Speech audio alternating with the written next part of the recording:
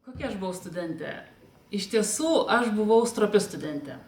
Mokiausi, siekiau daugybės dalykų, bet kuom aš labai didžiuojasi, kad aš buvau labai bendraujanti. Ir man iki šiol sutinku tos žmonės, su kuriais mūsų vedė universitetas, mes iki šiol bendraujam ir tai, manau, yra pati didžiausia dovana, kurią tu išsineši iš universiteto į gyvenimą.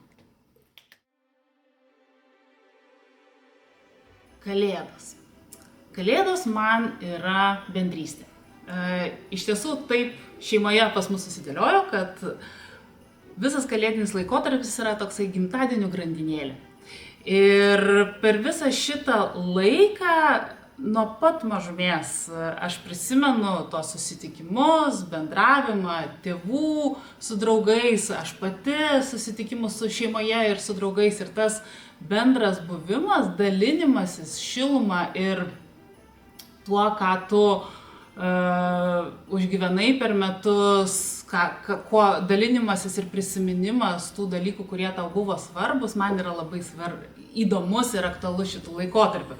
Ir iš tikrųjų visiems aš norėčiau ir palinkėti, rasti laiko, sustoti, susitikti su tuo žmogumi, su kuriuo jūs norėjote susitikti. Išgerkit puodelį arbatos ar kavos, pabūkite tame bruzdėsyje kalėdinėme truputėlį ramiai ir pagalvokit, kokią turi didelę dovaną, turėdama tiek žmonių aplink.